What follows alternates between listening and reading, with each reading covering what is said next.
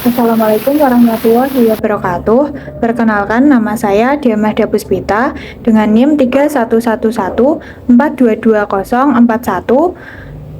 dari Rombel Ilmu Sejarah 5C. Di sini saya akan menjelaskan mengenai jurnal yang telah saya tulis yang berjudul Konflik Batas Maritim dan Dampaknya Terhadap Hubungan Bilateral Kasus Pulau Sipadan dan Ligitan antara Indonesia dan Malaysia dalam kurun waktu 1967 hingga tahun 2000. Adapun latar belakang yang saya ambil yaitu konflik batas maritim merupakan salah satu isu krusial yang seringkali menjadi sumber kemunduran antar negara, terutama di kawasan yang memiliki perbatasan geografis yang kompleks dan kaya akan sumber daya alam. Salah satu contoh konflik maritim yang menarik perhatian dunia internasional adalah penyelesaian antara Indonesia dan Malaysia mengenai kedaulatan Pulau Sipadan dan Ligitan. Konflik ini berlangsung dalam kurun waktu yang cukup lama, yakni antara tahun 1967 hingga tahun 2000, sebelum akhirnya diputuskan oleh Mahkamah Internasional.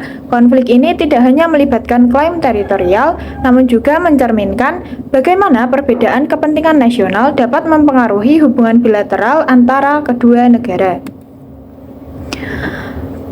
Adapun letak geografis dari pulau tersebut, Pulau Sipadan dan Ligitan merupakan dua pulau kecil yang terletak di Laut Sulawesi, tepatnya berhimpitan dengan Pantai Sabah, Teluk Sibuku.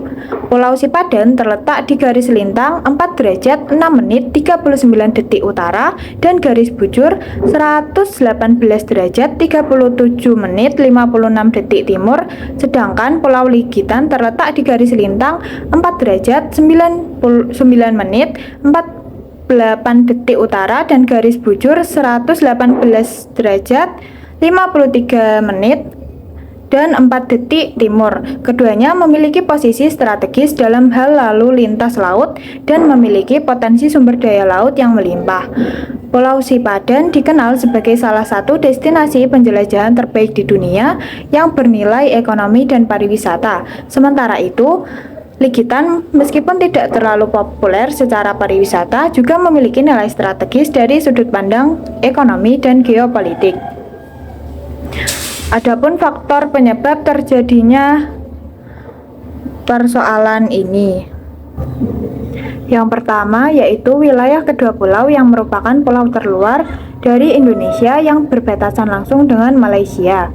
Yang kedua, karena kepentingan strategis dan ekonomi yang terkandung dalam wilayah tersebut, khususnya potensi sumber daya alam seperti perikanan dan cadangan energi di perairan sekitar.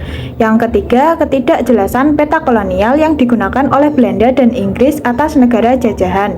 Yang terakhir yaitu Malaysia telah membangun resort dan mengadakan pembangunan tempat wisata di kedua pulau tersebut.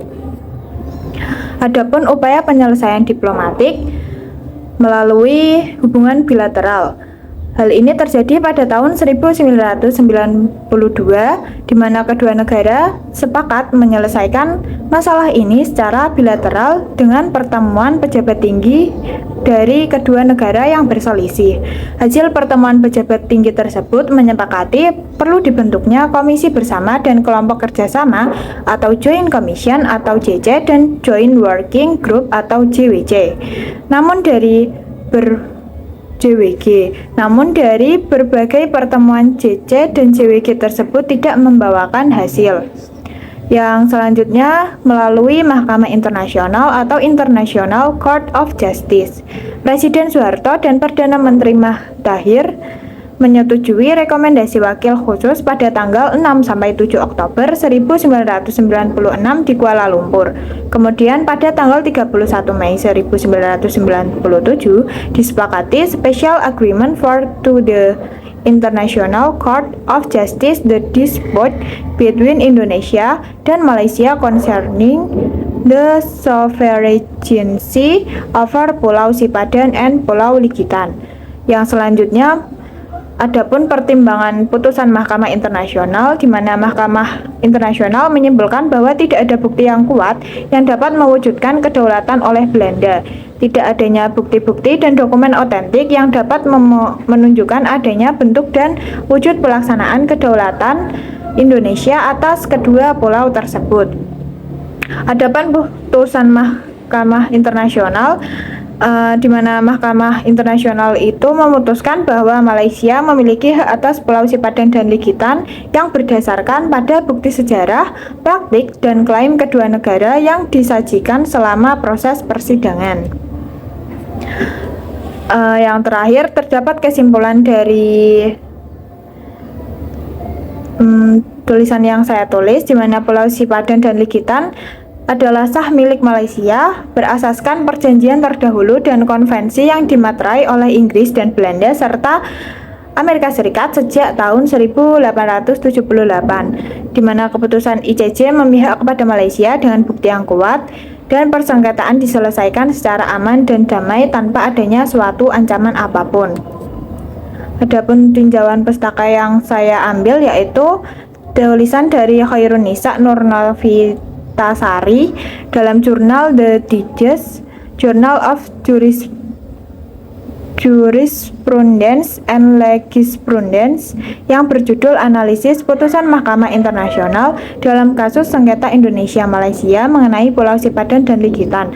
Artikel ini membahas bagaimana mahkamah menggunakan doktrin efektivitas penguasaan untuk menentukan kedaulatan Malaysia atas kedua pulau tersebut yang didasarkan pada bukti aktivitas pengelolaan yang lebih nyata oleh Malaysia dibandingkan Indonesia.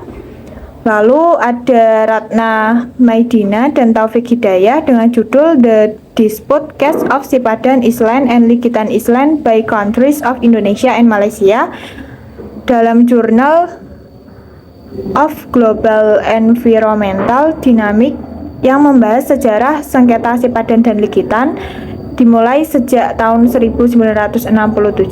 Artikel ini juga menguraikan bagaimana perselisihan diselesaikan melalui Mahkamah Internasional yang kemudian memberikan putusan berpihak kepada Malaysia. Selain itu, artikel ini juga mengeksplorasi dampak ekonomi dan geopolitik dari keputusan tersebut. Adapun tinjauan pustaka yang saya ambil yaitu karya Juwana H dengan judul Penyelesaian Sengketa Kepemilikan Pulau Sipadan dan Ligitan dalam Jurnal Hukum dan Pembangunan yang membahas perspektif hukum internasional dalam penyelesaian sengketa Sipadan dan Ligitan. Jurnal ini mengeksplorasi aspek-aspek hukum dari kedua klaim yang disajikan oleh Indonesia dan Malaysia serta bagaimana keputusan Mahkamah Internasional mempengaruhi hubungan bilateral antara kedua negara. Adapun terdapat tinjauan pustaka atau sumber-sumber lain yang saya tulis namun tidak saya cantumkan dalam PPT ini. Sekian yang dapat saya sampaikan. Wassalamualaikum warahmatullahi wabarakatuh.